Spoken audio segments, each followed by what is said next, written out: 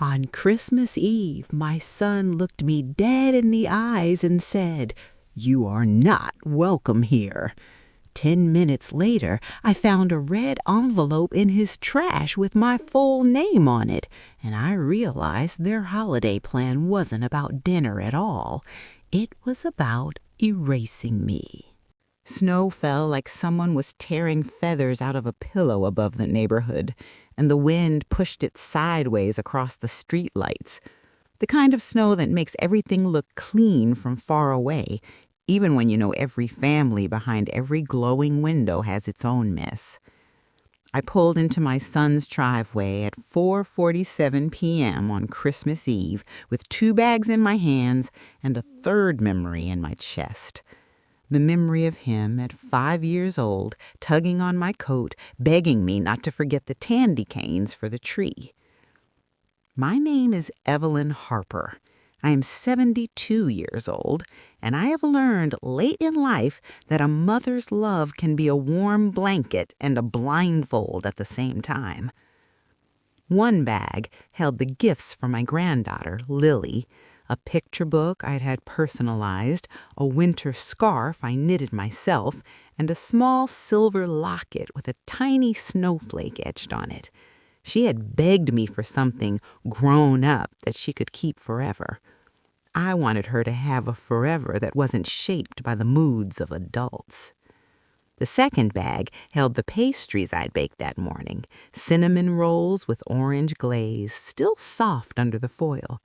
For years, I believed food could glue people together. I believed a warm tray could turn a cold room into a family. I stepped out of my car and breathed in the sharp air. The house in front of me was bigger than the one I raised my son in. 2 stories, bright wreath, lights wrapped around the porch rails, and a huge inflatable reindeer that bobbed like a cheerful lie. When I knocked, I heard laughter inside, loud laughter. Not my son's laugh, not the laugh I remembered, but the heavy, careless laugh of people who think the world was built for them. The door opened almost immediately. Daniel stood there, my only child, 41 years old, broad shoulders, well-groomed beard, eyes that didn't soften the way they used to. He didn't say Merry Christmas. He didn't smile. He stared at the bags in my hands as if I'd brought a problem. "You're early," he said.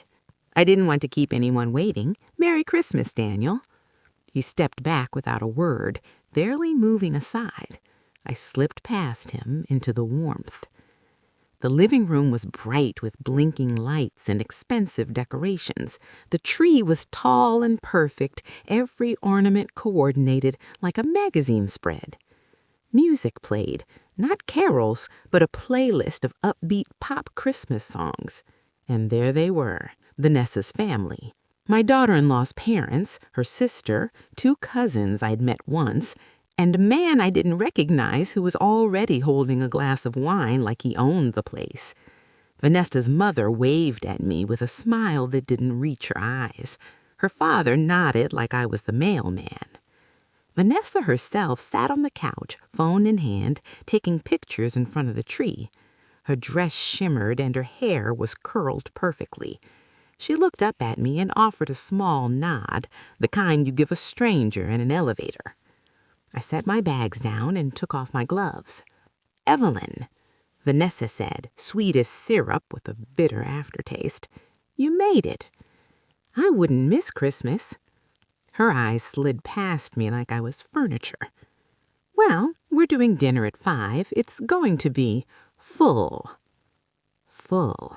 The word landed in my stomach like a stone. Then I heard quick footsteps and a small voice. "Grandma!" Lily ran toward me, her cheeks pink, her hair in a crooked braid.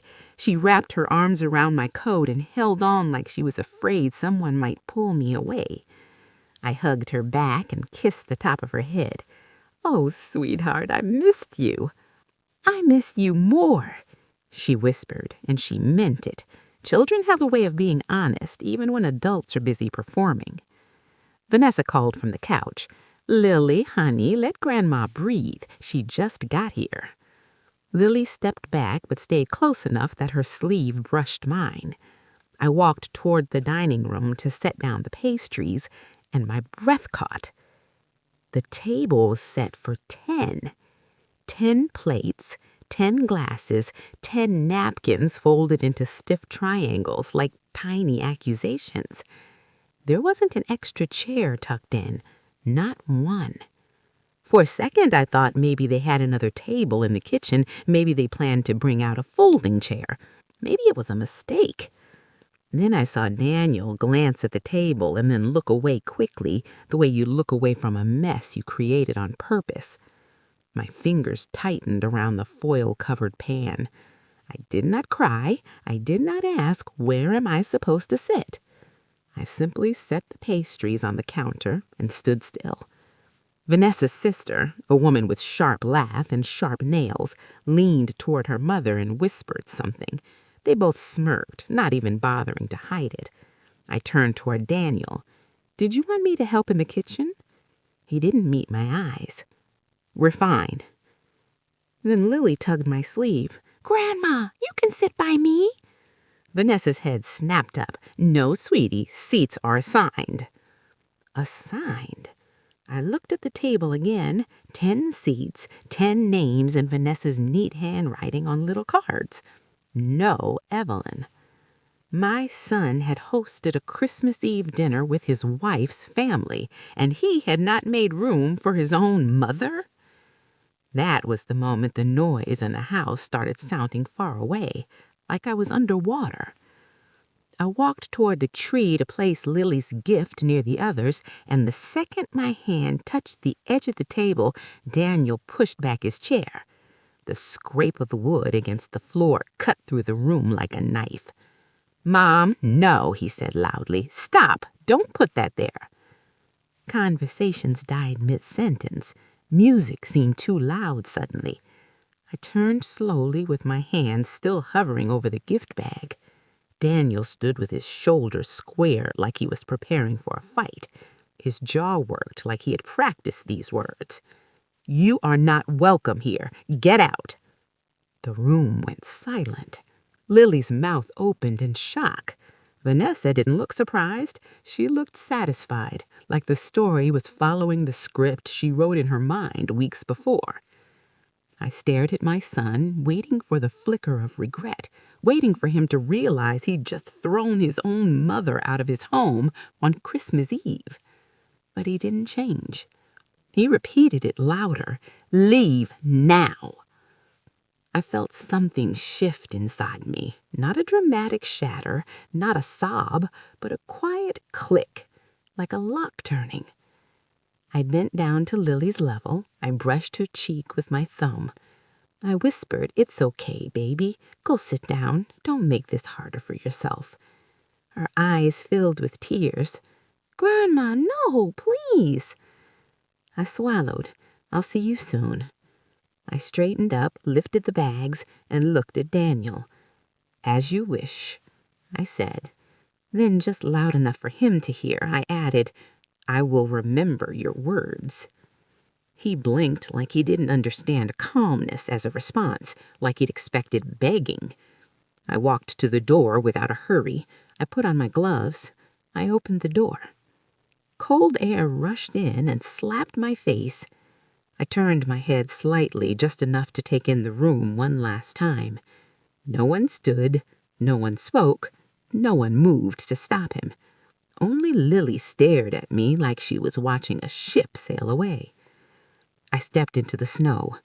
The door closed behind me, not slammed, just closed.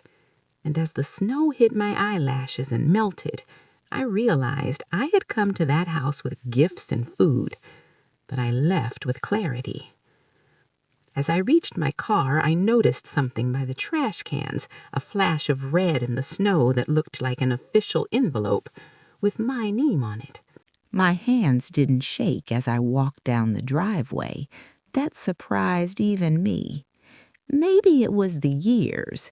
Maybe it was grief practice. My husband, Frank, had been gone for 3 Christmases now, and grief has a way of training you to keep breathing while your heart is doing something else entirely. Or maybe it was because deep down I'd been collecting small betrayals for a long time. Tonight wasn't the first, it was simply the one they finally made public. I opened my car door and set the bags on the passenger seat. The pastries were still warm. The gifts were still wrapped. My love was still intact, but it no longer belonged to people who treated it like a weakness. Before I got in, I looked back at the house. Curtains moved, a silhouette, Vanessa, checking to see if I'd really gone. I did not wave. I reached for my keys, then stopped. Something near the trash cans caught my eye. A flash of red half buried under the snow, pinned under the lid like it had been shoved out quickly and didn't quite make it inside. I walked closer. It was an envelope, bright red, the kind that screams urgency even before you read it. My full name was printed across the front in black block letters, Evelyn Harper. My stomach went cold. I glanced toward the windows. No one came out. No one called my name. I slid the envelope out carefully. It wasn't junk mail. It was thick, official, and the corner was stamped with the kind of seal that makes your heart forget how to beat. I didn't open it there. I didn't give that driveway the satisfaction of seeing me react. I carried it to my car, closed the door, and sat behind the wheel for a long moment with the envelope in my lap, staring at my name like it belonged to someone else. Then I drove home through falling snow and blinking lights, past houses full of laughter, past families who didn't know how fragile their warmth was. My house was quiet when I walked in, the kind of quiet that used to feel lonely, but tonight felt like safety.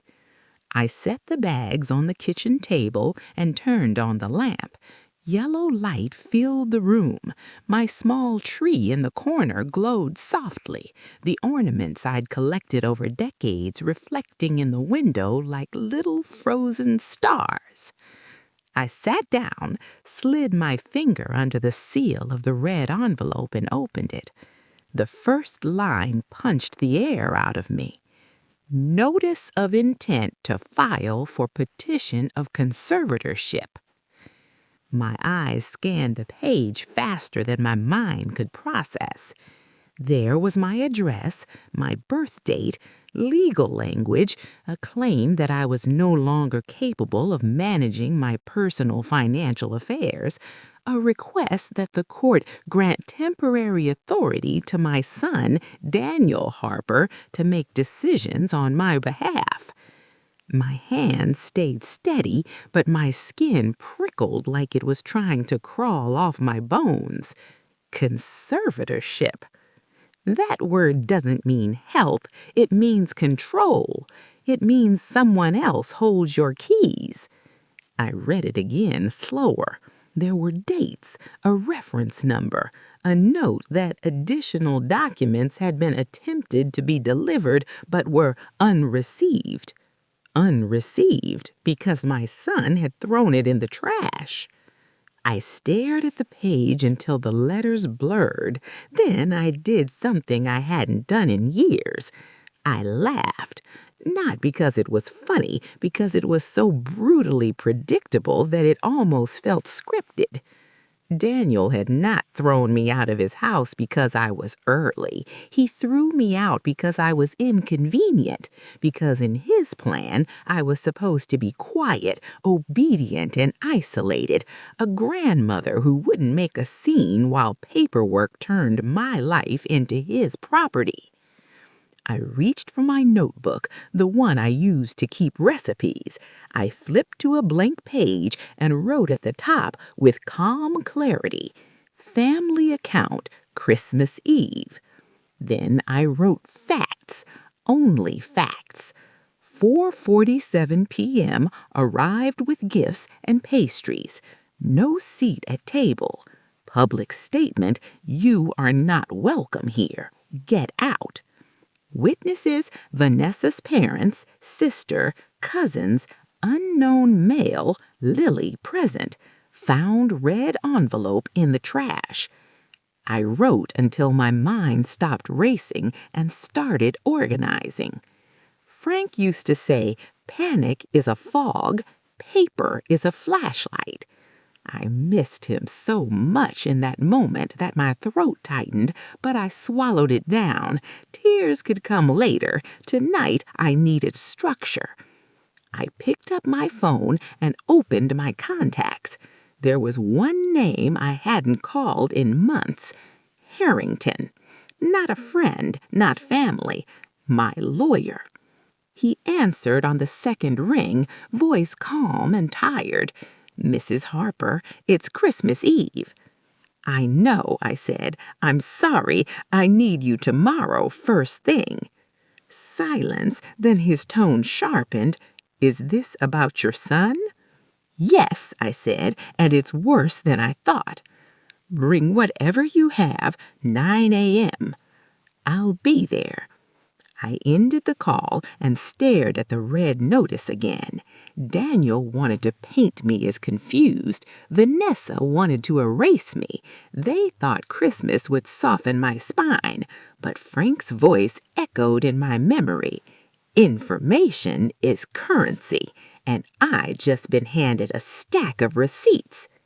My phone buzzed. A message from Lily. Grandma, are you okay? Dad took my phone, but I hid it. Please answer. I didn't sleep much.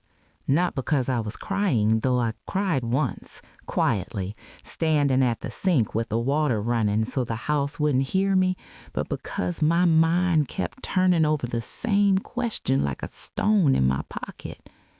How long had they been doing this? At 6:02 a.m. on Christmas morning, I made coffee and sat at my kitchen table with my notebook, the red notice, and the folder of documents I kept from my husband's estate. I had always been the organized one. Frank used to joke that if the world ended, I'd still have a label binder for it. I looked at the little tree in the corner. There was an old glass ornament shaped like a bell. Frank had bought it the year Daniel was born, back when we were young and poor and happy in a way you don't recognize until it's gone. I touched it gently and whispered, I'm going to handle this. Then I opened Lily's message. Grandma, are you okay? Dad took my phone, but I hid it. Please answer. My heart softened, but I stayed careful. Children are honest, but adults intercept. I typed back, I'm okay, sweetheart. I love you. Enjoy Christmas morning. I'll see you soon. I didn't add anything else. No accusations. No burden. At 8:15, I put on my coat and drove to my bank. The roads were quiet. Most people were still in pajamas, opening presents, pretending life was simple. The bank parking lot was almost empty. Inside, the lobby was bright and too warm, the kind of warmth that can't soften what you're about to learn. I walked straight to the manager's office. Mr. Collins had handled my accounts for years. He knew my husband's signature. He knew my habits, and he knew I did not make reckless moves. He stood when he saw me. Mrs. Harper, Merry Christmas. I nodded. I'm sorry to come in today. I need a full review of everything under my name. Checking, savings, retirement accounts, credit inquiries, access logs, any changes. His eyebrows lifted, but he didn't question me. Something in my face must have told him this wasn't about curiosity. He clicked on his computer, typed quickly, then paused. There's something you should know, he said carefully. I held his gaze. Tell me. Your son was here 3 days ago. Why? He asked about your portfolio. He wanted to discuss adding his name to several accounts. I told him you needed to be present. Did he approve anything? No, he said quickly. I refused. Good. He clicked again. His jaw tightened. There was an attempted credit line opened in your name, $200,000 in person. My fingers went cold. In person? Yes, the signature didn't match yours. We flagged it. Do you have the form?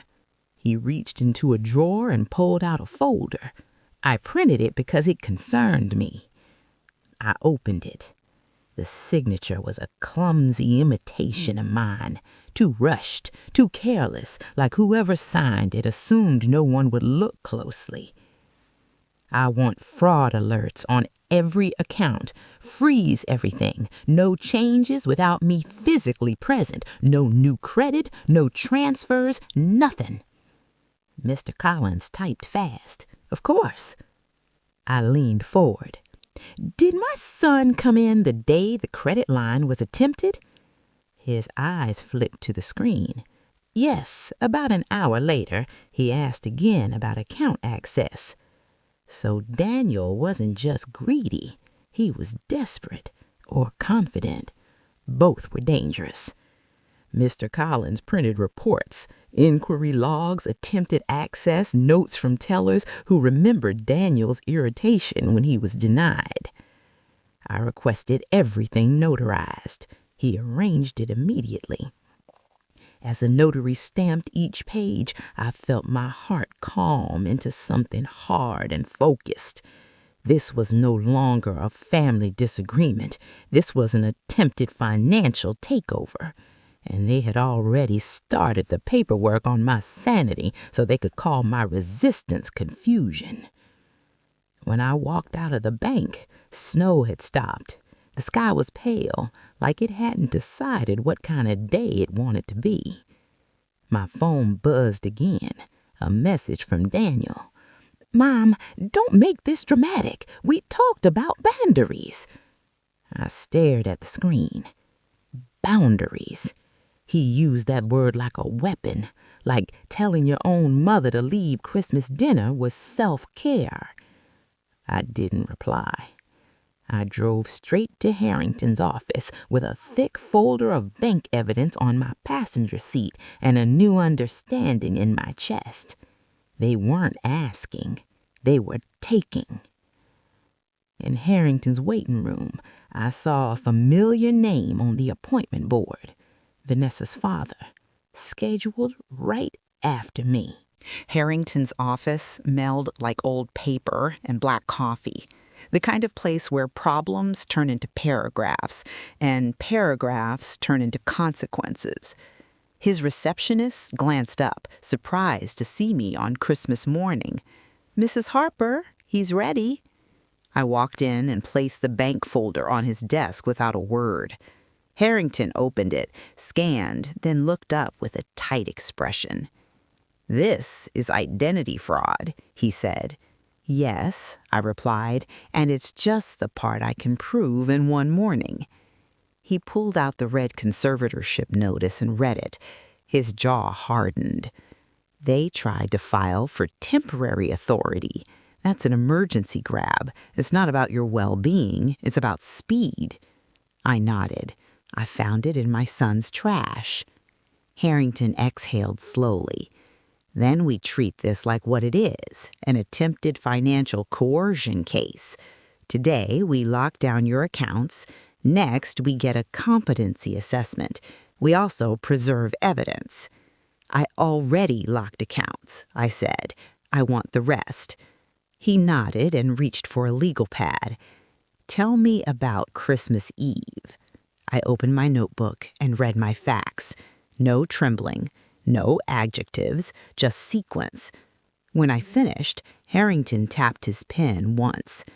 Public humiliation can support a pattern of isolation and coercion, especially with witnesses. Witnesses who hate me? I said.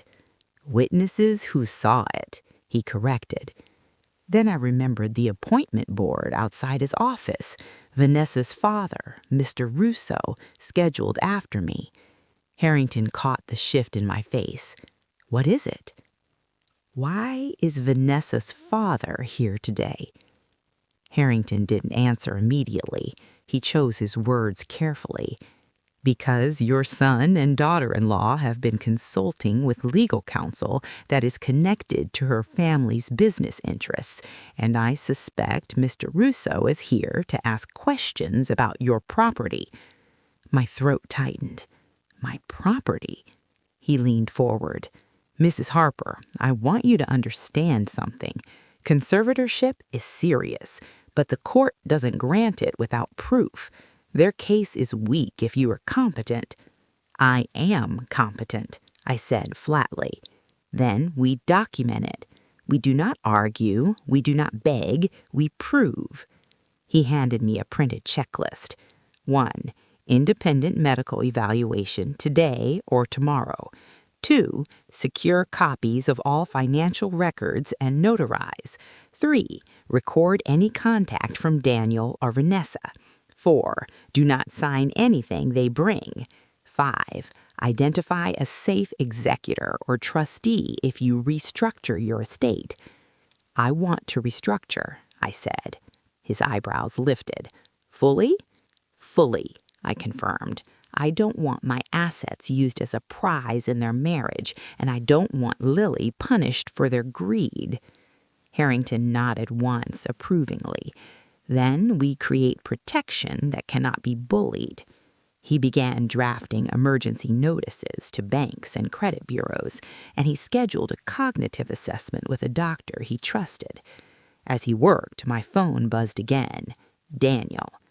Mom, we're coming by later. We need to talk. Just you and me.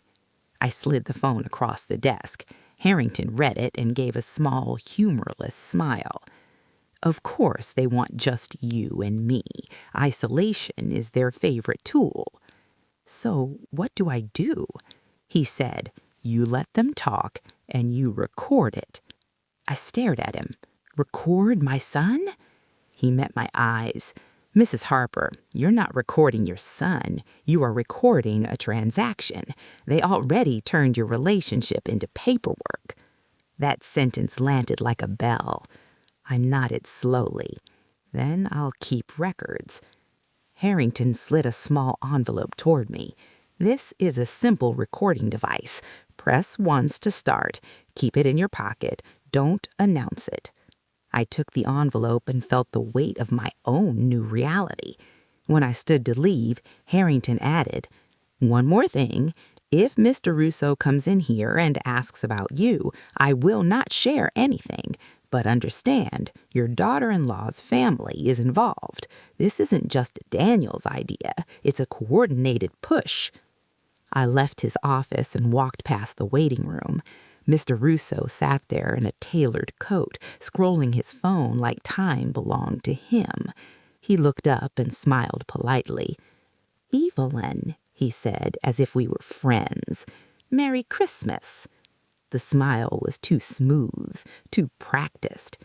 Merry Christmas, I replied, and kept walking. In my car, I pressed the little recording device once just to confirm it worked. A tiny light blinked. Then my phone buzzed again. This time, it was Lily. Grandma, are you coming back today? Mom says you're confused. My chest tightened. Confused. They were already planting the story. I realized then that Christmas Day wasn't going to be about presents or cookies. It was going to be about narrative, and whoever told the story first would control the room. When Frank was alive, he used to hide little surprises in the Christmas decorations. A $20 bill inside a snowman cookie jar, a note tucked into the nativity stable. Once, he taped a tiny gold star under the tree skirt and told me I'd only find it when I finally stopped cleaning long enough to sit down. After his funeral, the decorations felt heavy. I still put 'em up because routine is a form of survival, but I did it quietly, as if the ornaments might break if I breathed too hard. That afternoon, with Daniel texting and Vanessa rewriting my name into a rumor, I found myself standing in front of the ornament box in my hallway closet. I didn't know why I reached for it. Instinct, maybe, or Frank's old voice in my mind. Prepare before you need it. I lifted the lid and saw the bell ornament, the one from Daniel's first Christmas. I turned it over in my hand. Something rattled inside. My breath caught. I shook it gently and heard a tiny metallic click. The bell ornament was hollow, and I had never opened it before.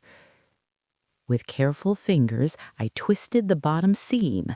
The ornament separated like a secret. Inside was a small brass key wrapped in a strip of paper.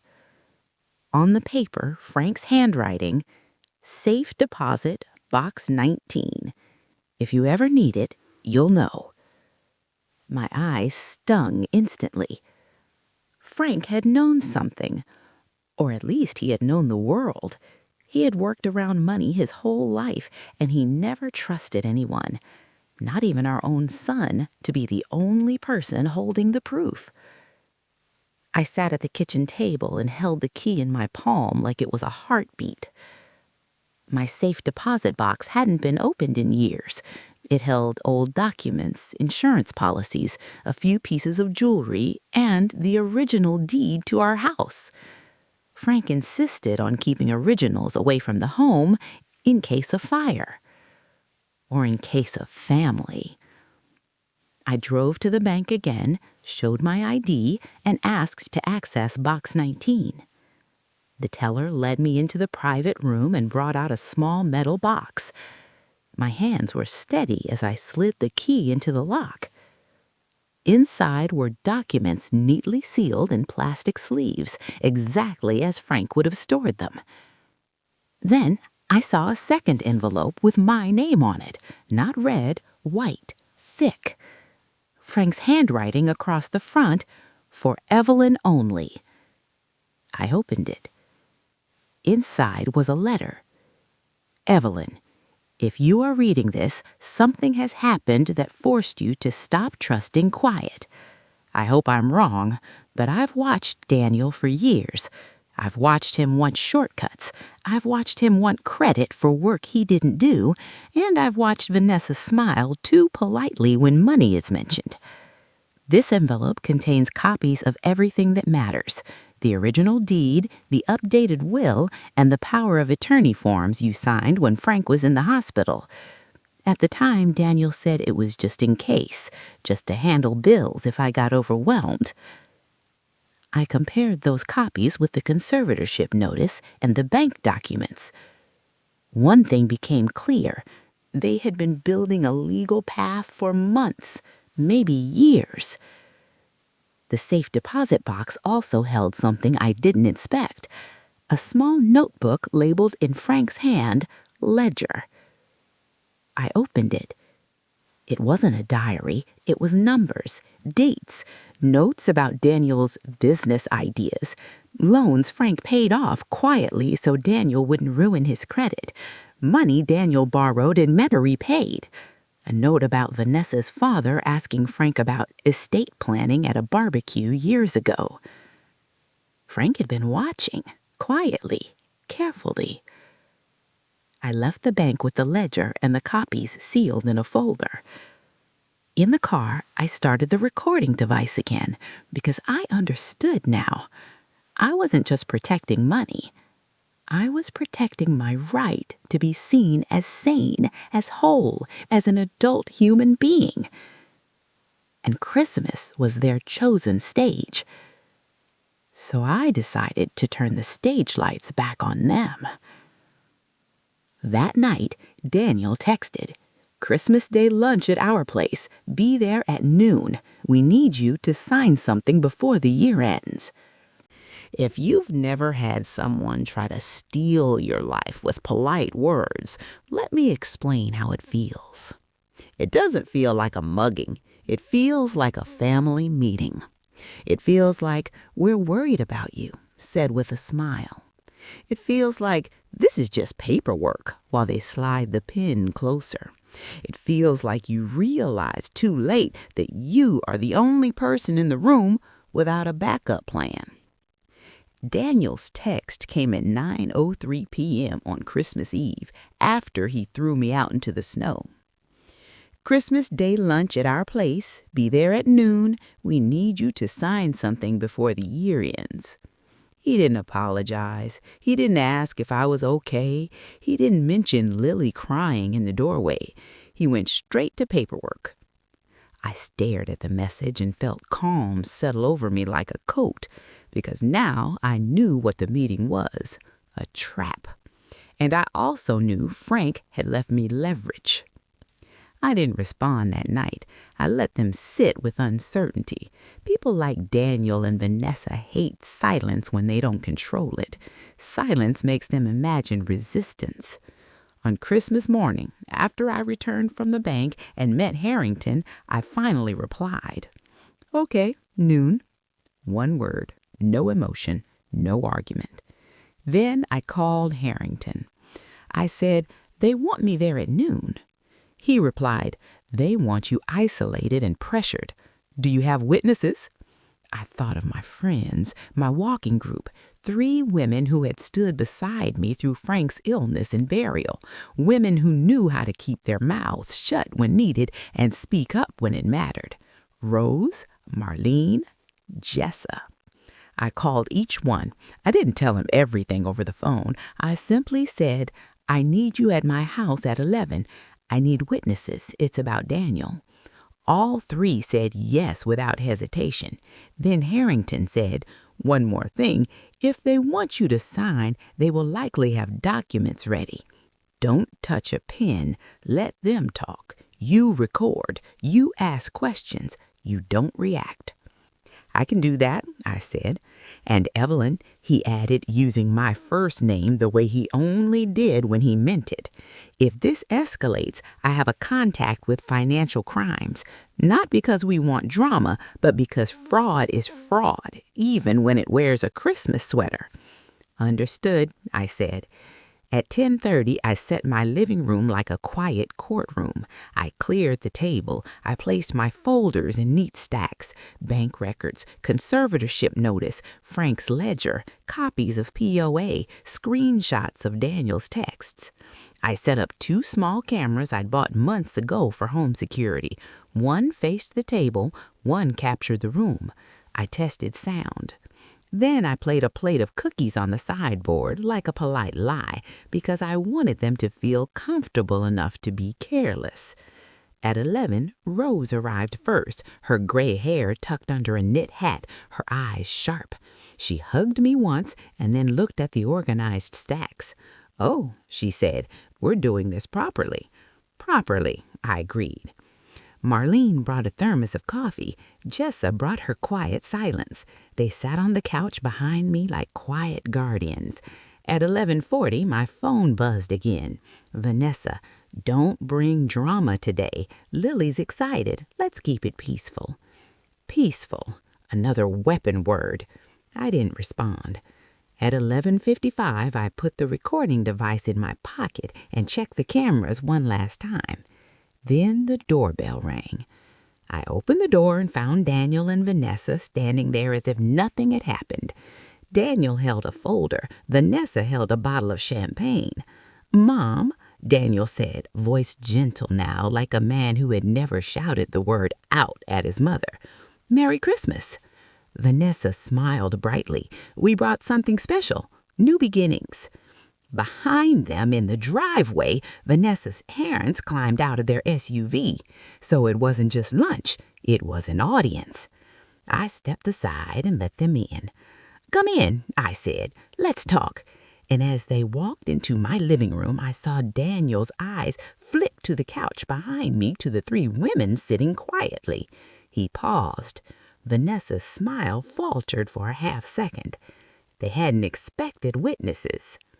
Good. Daniel sat down, opened his folder and said the most dangerous sentence in a family. This is for your own good. There is a tone people use when they want to take something from you without looking like the villain. It's gentle, slow, concerned. Daniel used it perfectly. He sat at my table like he belonged there, placed his folder in front of him and said, "Mom, this is for your own good." Vanessa perched beside him, legs crossed, champagne bottle near her chair like a trophy. Her parents sat across the room, pretending not to stare at my furniture like appraisers. Rose, Marlene, and Jessa stayed silent behind me. Their presence was loud enough. I sat down and folded my hands. "Tell me." Daniel sighed like a tired caretaker. "We've been worried. You've been withdrawn since Dad died. You've been forgetful. You missed a couple of calls, and last night—" He paused, letting the implication float that I was the problem. "Last night?" I repeated softly. Vanessa jumped in smoothly. "We didn't want to hurt you, Evelyn. We just thought maybe Christmas was too overwhelming. You seemed emotional." I looked at her calmly. "Emotional because I was told to leave?" Daniel's jaw tightened. "It wasn't like that." Rose shifted on the couch. Not a word, but Daniel noticed. His eyes flicked to her and then back to me. He opened his folder. "We want to set up a temporary arrangement. I'll help manage your finances. We'll streamline bills, consolidate accounts, take stress off you." I nodded once, as if considering. Vanessa's father cleared his throat. "It's responsible," he said. "At your age, it's smart to have family oversight." "At my age," I repeated, still calm. Daniel slid a paper toward me. "This is a voluntary agreement. Just sign and we'll handle everything. It will also help with the court misunderstandings." There it was. They said it without saying it. "If you don't sign, we will paint you as unstable." I did not touch the pen. Instead, I asked, "What the court misunderstandings?" Daniel blinked. "It's just paperwork, routine." I tilted my head. "Is it about conservatorship?" Vanessa's mother sat up straighter. Daniel's eyes widened just enough to confirm the truth. Daniel recovered quickly. "Mom, don't jump to conclusions." I reached into my own folder and calmly pulled out the red notice. I placed it on the table, face up. "I'm not jumping," I said. "I'm reading." Daniel's face drained of color. Vanessa's smile froze. Her parents' father leaned forward, squinting at the document. "What is that?" he asked sharply. Vanessa swallowed. "It's nothing, just a notice." "A notice you threw in your trash?" Daniel's mouth opened and closed. No sound came out at first. Then he tried to laugh. "Mom, come on, you went through our trash?" I looked at him as if he were a child who'd spilled juice and tried to blame the carpet. "The snow blew it out. Lucky me." Silence pressed down on the room. Daniel tried to regain control. "Mom, we are here to help. You're making this adversarial." I nodded slowly. "Then answer a simple question. Why did you attempt to open a credit line in my name 3 days ago?" Vanessa stiffened. "What?" Daniel's eyes snapped to her. I pulled out the big evidence, the notarized inquiry logs, and placed them on the table in a neat stack. Daniel stared at them like they were poison. Vanessa's voice turned sharp. "Daniel?" He swallowed. "Mom, that's not what you think."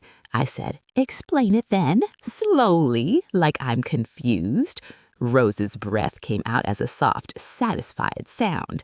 Daniel heard it. Vanessa's cheeks flushed. "You went to the bank?"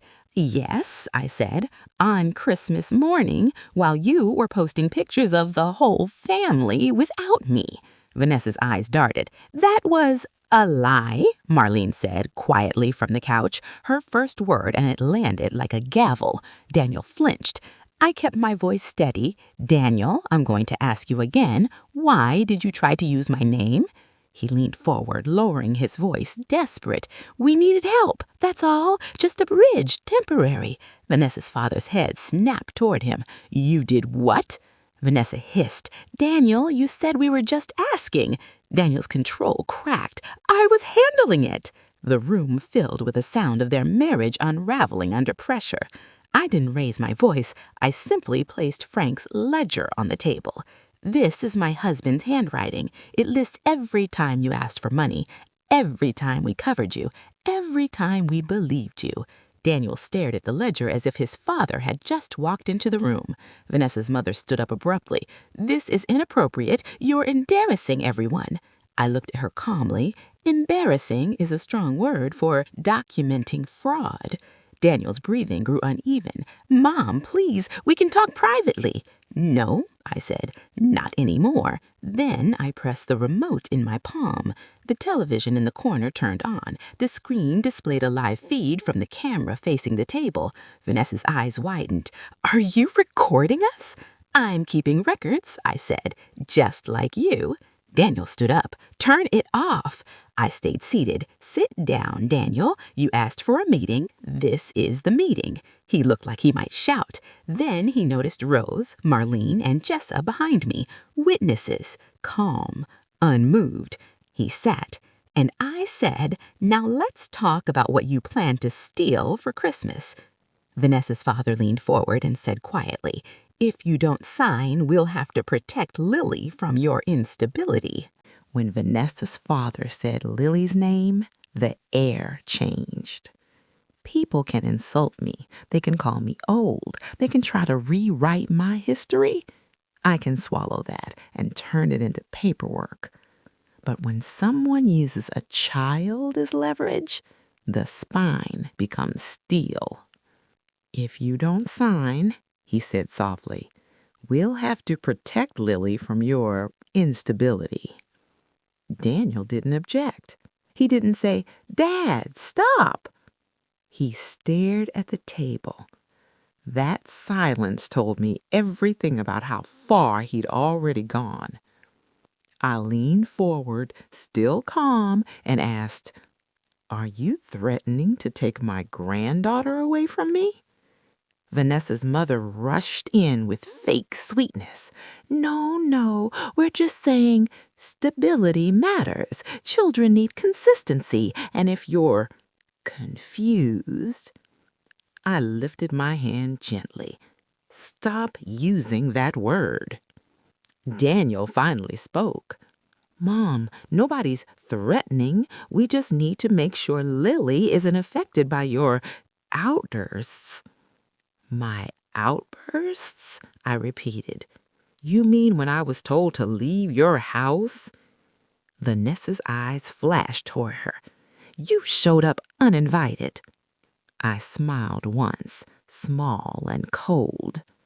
"You set a table for 10 and left out one chair. That's not about invitations. That's about intention."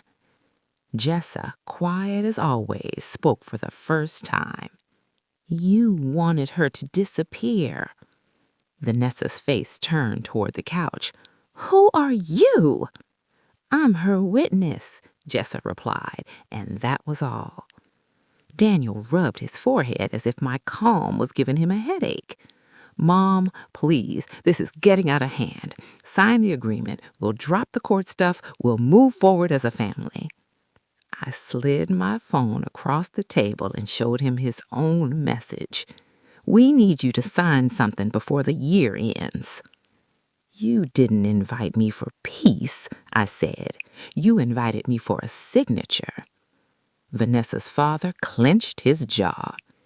"Evelyn, you need to understand how the world works. You're older. Things get complicated. We're offering a clean solution." "A clean solution," I said, "is not forged signatures and intercepted mail." Daniel's eyes snapped up. Intercepted mail? I pulled out a printed screenshot of the court delivery attempt and the notation, "unreceived." Then I placed Frank's letter on the table, the one that explained why he kept copies. Daniel's face changed. For the first time, I saw real fear because he realized something. Frank had anticipated him. "You didn't think Dad left me anything, did you?" I asked quietly. Daniel swallowed. Mom, I opened the ledger to a page marked with a sticky note. You want to talk about stability? Let's talk about the $38,000 we paid off when you invested in that trucking partnership that never existed. Vanessa's head snapped toward him again. You said your parents helped with that. Daniel's voice cracked. They did. They helped because I did, and because your father wanted you to be better than your impulses. Vanessa's mother stood up again, furious. This is harassment. We're leaving. Not until we clarify one thing, I said. I reached into my folder and slid a new document forward. A letter from Harrington, already drafted, addressed to the county clerk and financial crimes division, summarizing attempted fraud, conservatorship coercion, and identity misuse. Daniel stared. You calling the police? I'm calling the truth, I replied. Vanessa's eyes widened in panic. You can't! Daniel leaned toward me, voice low, pleading, Mom, please, don't destroy me. I looked at him for a long moment. You already destroyed something, I said softly.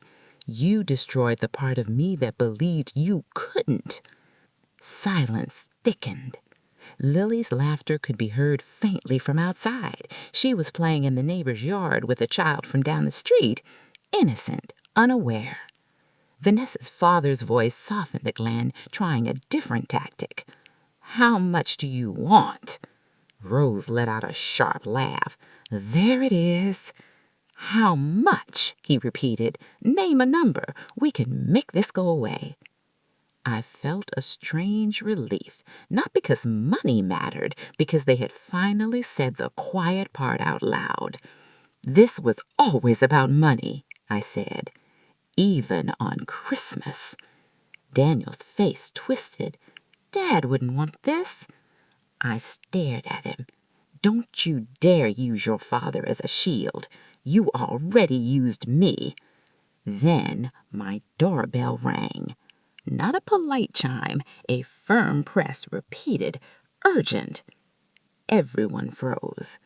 Daniel's eyes darted toward the door. Vanessa's mother whispered, Who's that? I stood slowly and walked to the entryway without a rush. Through the frosted glass, I saw two dark coats. One badge glinted in the porch light. My heart didn't panic. It steadied. I opened the door. A man with calm eyes stepped forward. Mrs. Evelyn Harper? Yes. I'm Agent Romero, Financial Crimes. We need to ask you a few questions about attempted identity fraud and coercion. May we come in? Behind me, I heard Daniel's breath catch like a choking sound. Vanessa grabbed Daniel's sleeve and whispered, Run. There is a moment when a liar realizes the room has changed hands. You can see it in their eyes, the tiny calculations, the desperate search for an exit that doesn't exist. Vanessa whispered, Run! But Daniel's feet didn't move because you can't outrun paperwork. Agent Romero stepped inside calmly, followed by another agent and a uniformed local officer, not dramatic, not loud, just present. Thank you, Romero said to me. We received a report of attempted credit fraud in your name and a possible coercion attempt tied to a conservatorship filing. Daniel's mouth opened, but no sound came out. Vanessa forced a smile that looked like it hurt. There must be a mistake. This is a family discussion. Romero's eyes moved to her, then to the documents on my table, then to the cameras facing the room. No mistake, he said quietly. Rose, Marlene, and Jessa stayed seated behind me, silent and steady, witnesses. Romero turned back to me. Mrs. Harper, are you safe? Are you being pressured to sign anything? I answered clearly. I am safe, and yes, I was pressured to sign a voluntary financial control agreement. Daniel flinched at my bluntness like he expected me to soften for him. Romero nodded. "Thank you. And who are these individuals?" I pointed. "My son, Daniel Harper, his wife, Vanessa Harper, and her parents." Romero's partner stepped toward the table and glanced at the paperwork Daniel had brought. "What is this?" Daniel's voice cracked. "Just a family agreement. She needs help." Romero looked at me.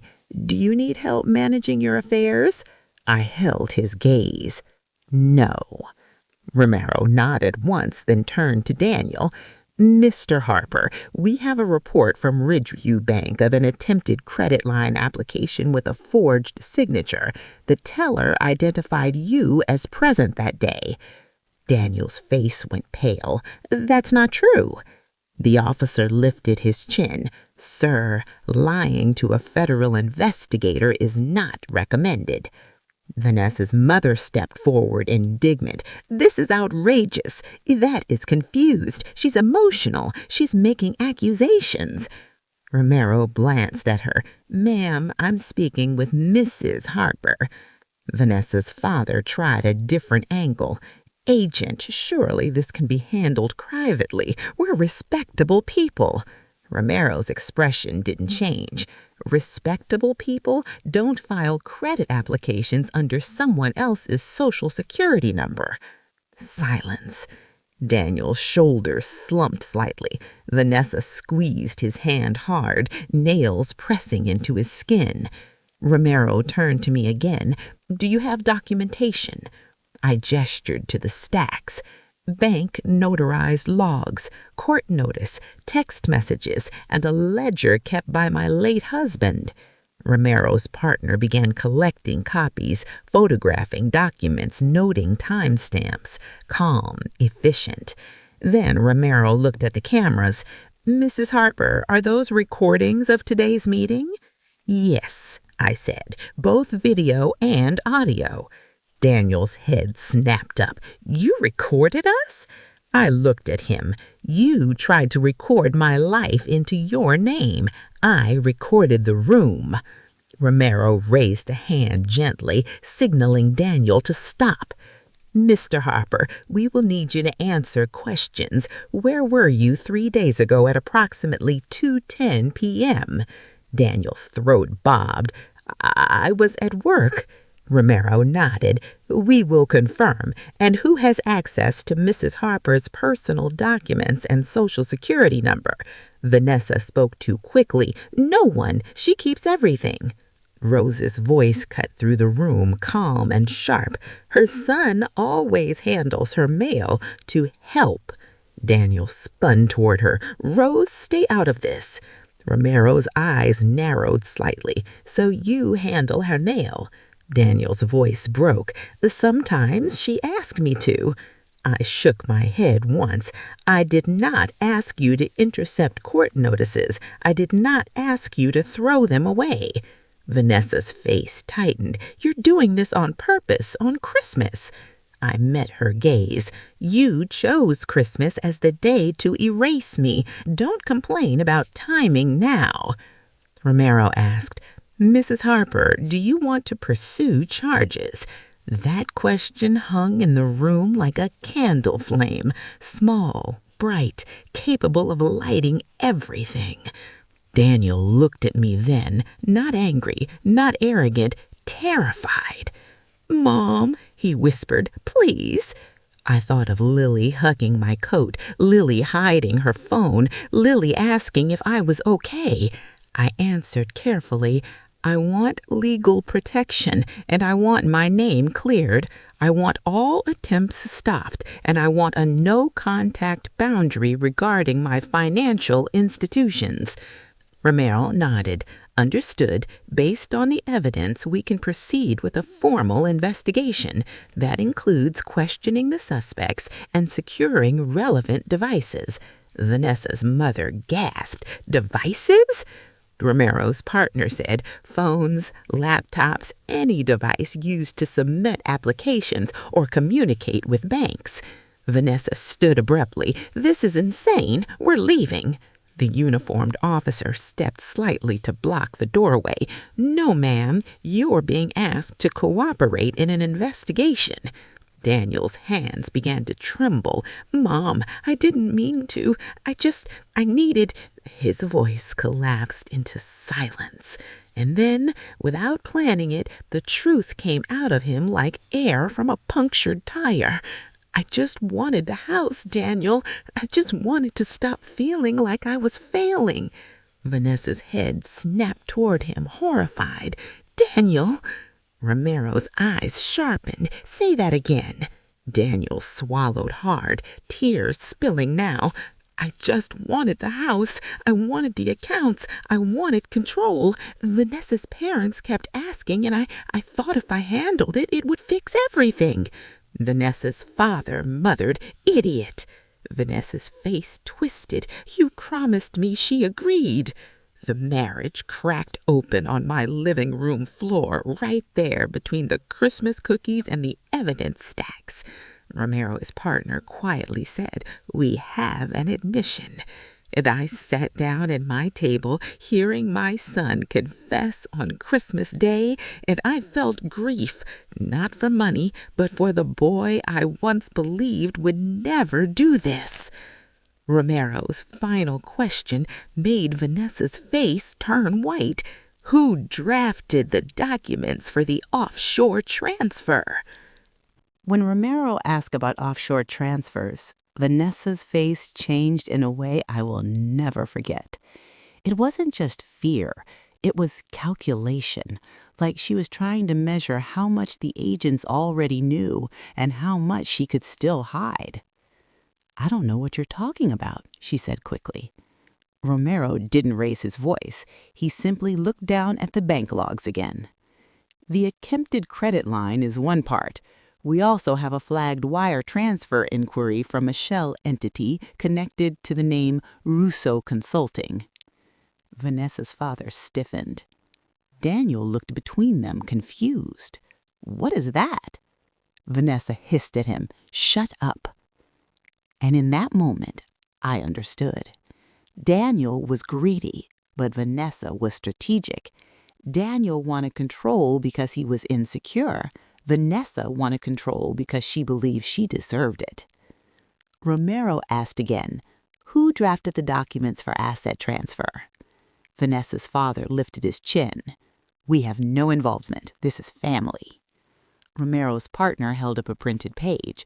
"Then why is your business email on this inquiry?" Silence. Vanessa's mother suddenly looked ill. "Frank would never—" "Don't speak his name," I said quietly. Daniel's shoulders shook. "Mom, I didn't know about offshore. I swear." I believed him, not because he was innocent, but because he wasn't smart enough to build that lair. That lair belonged to Vanessa's family. Romero asked again, "Mrs. Harper, you said your late husband kept a ledger." "Yes," I said, "and a safe deposit box. He anticipated this." I reached into my folder and pulled out Frank's letter, and I handed it to Romero. He read it, his expression softening slightly, not sympathy, but respect. "This will matter," he said. He looked at the copy of the power of attorney forms Frank had saved. "Are these original copies?" "Copies stored away from the house," I said. "Frank kept them in the bank." Romero nodded. "That's smart." Vanessa's father's voice turned sharp. "This is ridiculous. You're turning a private disagreement into a federal case." Romero looked at him. "Sir, attempted identity fraud and coercion are not private." Daniel leaned forward toward me, tears on his face. "Mom, I can fix it. I'll stop. I'll sign whatever you want." I stared at him. You don't sign your way out of a pattern. You live your way out of it. Vanessa stood suddenly, her voice shaking with anger. "You're enjoying this. You want to punish us." I answered calmly. "I want you to stop. There's a difference." The uniformed officer asked, "Where is the child?" I pointed toward the neighbor's yard, visible through the window. Lily and the other child were building a snowman, laughing, innocent. "We will keep this calm," Romero said. "No raised voices. Mrs. Harper, do you want to speak with your granddaughter before we continue?" "Yes," I said, because Lily deserved clarity more than anyone. I stepped outside, walked to the edge of the yard, and called gently, "Lily?" She turned, cheeks red, snow on her gloves. "Grandma, are you coming to lunch?" My heart squeezed. "Come here for a second, sweetheart," I said. She ran to me and wrapped her arms around my waist. I knelt so my face was level with hers. "Honey, there are some grown-up problems happening. I want you to know 2 things. 1, none of this is your fault. 2, you are safe and you are loved." Her eyes searched mine. "Is Dad mad?" I swallowed. "Dad made some bad choices. Adults sometimes do that, but you don't have to fix it." She looked toward the house, then back at me. "Can I stay with you today?" "Yes," I said instantly. "If you want to." She nodded hard. "I do." I stood, took her hand, and walked inside. When Daniel saw Lily, his face crumpled. "Lily." She looked at him with a child's confusion. "Dad, why did you say Grandma wasn't welcome?" The question hit him harder than any badge. He opened his mouth, but no lie came out fast enough. Vanessa stepped forward, voice too bright. "Sweetheart, adults were stressed. It's okay." Lily frowned. "It didn't feel okay." I squeezed her hand gently. "Lily, go sit with Rose for a minute, okay? You can have cookies." She nodded and went to the couch where Rose opened her arms and pulled her close. Romero watched the interaction carefully. "Mrs. Harper," he said quietly, "we can pursue a protective order for your finances and your personal documents. We can also coordinate with your attorney to challenge the conservatorship attempt." "I want that." Daniel's voice broke. "Mom, please, don't take Lily away from us." I looked at him with the calm truth of a woman who has finally stopped negotiating her dignity. "I'm not taking Lily away. I'm taking myself back." Romero nodded. "We will need statements from everyone present." Vanessa's father stood up. "We're done here." The officer stepped in front of him. "Sit down, sir." The authority in the room was no longer familial. It was legal. And as the agents began collecting information, I realized Frank had given me one more gift beside the key and the ledger. He gave me permission. Permission to stop being the soft place where my son landed after he fell. Because sometimes love without boundaries is just a slow form of self-erasure. That evening, after the agents left with devices and statements, Daniel sent me one last message that chilled me. "If you do this, you'll never see Lily again." Threats arrive when control is slipping. Daniel's message came at 7:18 p.m. Christmas night, after the house quieted again, after Lily fell asleep on my couch with cookie crumbs on her sweater, after Rose, Marlene, and Jessa went home with tight hugs and fierce eyes. "If you do this, you'll never see Lily again." I stared at it for a long time, not because it scared me, because it proved he still didn't understand what he'd done. He believed Lily was a hostage, a house arrest. That alone told me I needed to move faster. I didn't respond to Daniel. I forwarded the message to Harrington. Then I opened my notebook and wrote a new page title, "Boundary Letter, Christmas Night." I wrote what I needed to say, not as a dramatic speech, but as a clean line in the sand. The next morning, Harrington arrived at my house with a folder and a calm expression. "He will be warned formally. Any attempt to contact your financial institutions or intercept mail will carry consequences." I nodded. "I want a letter delivered to him, not emotional, legal." Harrington agreed. We wrote it together, sentence by sentence, clear, short, unshakable. Daniel, effective immediately, you are not authorized to act on my behalf in any financial, legal, or administrative capacity. You are not authorized to contact any bank, credit institution, or government office regarding my accounts or identity. You are not authorized to intercept or handle my mail. Any further attempt will be documented and pursued through legal channels. Communication going forward will be in writing through counsel. Signed, Evelyn Harper. When I signed my own name, I felt something settle in my chest. Not bitterness, peace. Lily woke up mid-morning and asked where her parents were. Your parents are handling grown-up things, I told her. You're safe here today. She nodded and curled under a blanket with a book. Children adapt when adults stop tugging them like ropes. That afternoon, Romero called with an update. The attempted credit application had been confirmed as fraud, and there were signs of coordinated financial planning between Daniel and Vanessa's family. We will continue, he said, but I want you to be prepared. Family cases get ugly when the story goes public. I've already been made into a story. Now I'm correcting the ending. Romero was quiet for a moment, then said, Your calm is your strength. When I hung up, I looked around my quiet living room. Lily sleeping again, my small tree glowing, Frank's ornament bell on the shelf. I thought about Christmas Eve, the empty chair, the cold driveway, and I understood something that took me decades to learn. Family is not the people who share your blood. Family is the people who make room for you at the table. 2 days later, Vanessa showed up alone at my door, eyes swollen, and said, Evelyn, you need to know what Daniel did with your house papers. Vanessa arrived on the 3rd day after Christmas, when the neighborhood was quiet and the snow had turned into gray piles along the curb.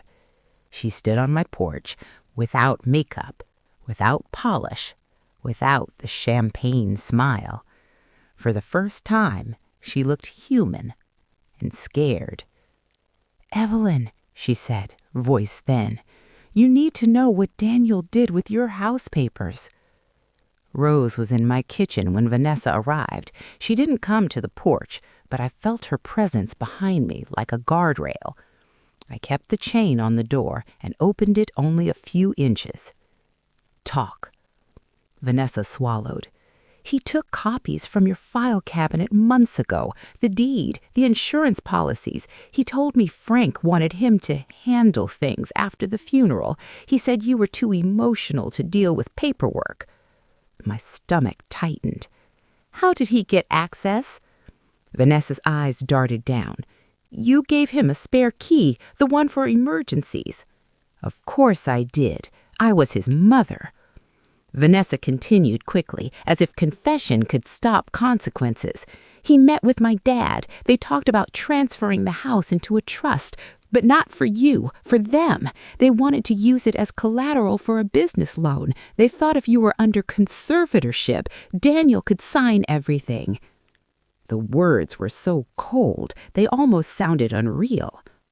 Rose stepped into the hallway behind me. I could hear her breathing, controlled but furious. I asked, Why are you telling me this now? Vanessa's shoulders sagged.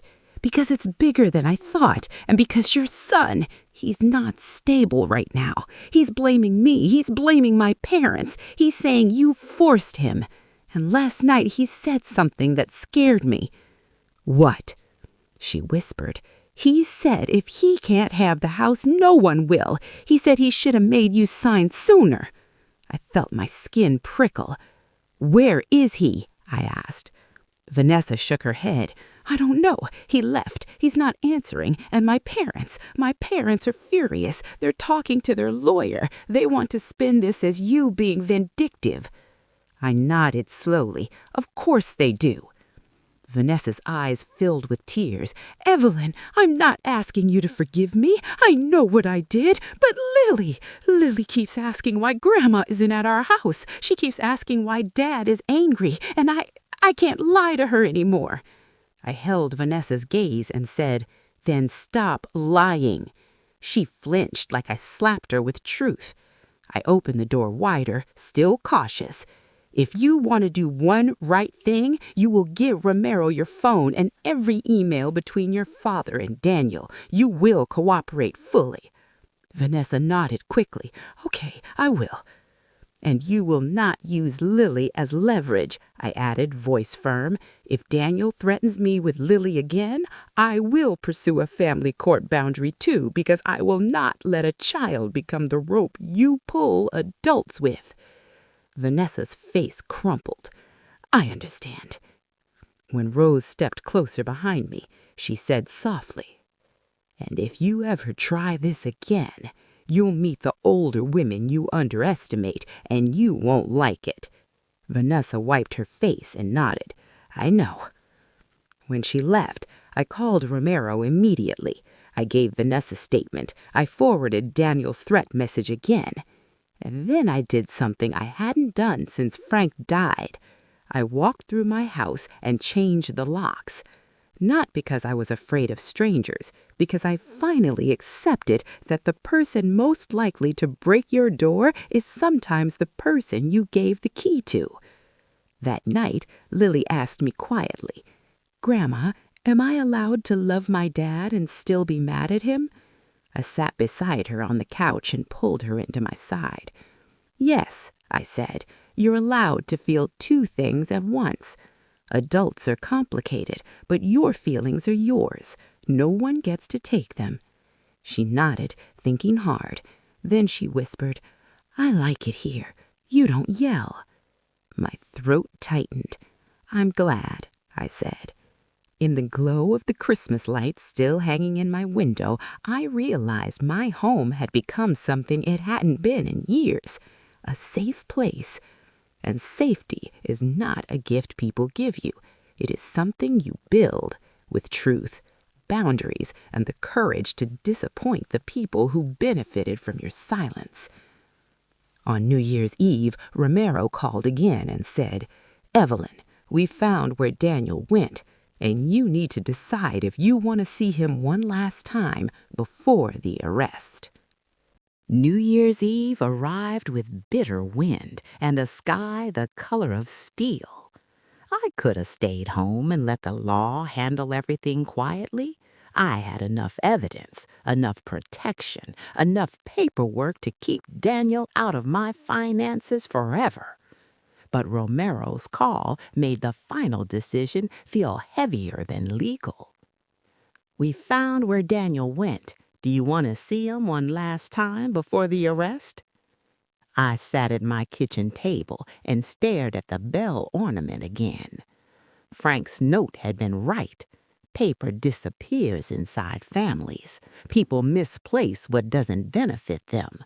But one thing hadn't disappeared: my ability to choose. I told Romero, yes, I want to see him. Not to save him, not to soften the consequences, but to close the chapter with my eyes open. They brought me to a small interview room at the local station, the kind of room that smells like coffee and fluorescent light. Daniel sat on the other side of the table, hands clasped, eyes red, looking older than 41. When he saw me, his face crumpled. "Mom," he whispered. I sat down slowly, feeling my age in my knees, but strength in my spine. "Daniel," I said calmly. He swallowed. "I didn't mean for it to go this far." I tilted my head. "You meant for it to go far enough that I couldn't stop you." His eyes filled with tears. Vanessa's parents kept pushing. They said the house could be leveraged. They said if we got control, we could finally breathe. And I was tired of feeling like a failure. I watched him with the quiet grief of a mother who has already buried one love and is now burying another. You were never a failure because you struggled, I said. You became a failure when you chose to solve your struggle by stealing. He flinched. I didn't want to hurt you, he whispered. And yet you did. On Christmas Eve, you made sure everyone saw it. You wanted to make me small. He shook his head, sobbing now. I don't know why I said it. I leaned forward slightly. Because you believed it. In that moment, you believed I was a problem standing between you and what you wanted. He covered his face with his hands. I'm sorry. I believe you're sorry now, I said, and my own voice stayed steady. But sorry is not a time machine. He lowered his hands and looked at me like a child again. Will you forgive me? I breathed in slowly. Forgiveness is not a gift you hand someone like an ornament. It is something you build over time, with repair, with accountability, with changed behavior. Sometimes it never arrives. Sometimes it arrives, but it comes with boundaries that stay forever. I won't hate you, I said, but I will not rescue you from what you chose, and I will not sign away my life to make your guilt more comfortable. He nodded, broken. What about Lily? Lily deserves truth and consistency. If you want her trust back, you earn it slowly. You don't demand it. Daniel's shoulders sagged. I understand. I stood up, and for a moment I wanted to touch his face like I did when he was 5, but I didn't, because I wasn't his caretaker anymore. I was a woman. I walked to the door and turned back once. You told me I wasn't welcome, so I left, and when I left, I finally made room for myself. He whispered, Mom. I opened the door. Happy New Year, Daniel, and I walked out. The next morning, January 1st, I returned home to my quiet house and my small tree still glowing. I made coffee. I opened the blinds. The snow looked clean again. I sat at my dining room table and pulled out an extra chair, not because someone was coming, but because I wanted the space to feel full. I placed the chair at the head of the table for me, because if there is one lesson I want you to carry from my story, it is this. Never beg for a seat at a table where your presence is treated like a burden. Build your own table. Protect your own keys. And if the people you love try to erase you, let them learn that you can still write the ending. Thank you for spending this time with me. If you'd like more long grandma stories with twists, consequences, and healing, please subscribe to Grandma Tales Archive. And in the comments, tell me, what's the boundary you wish you set sooner?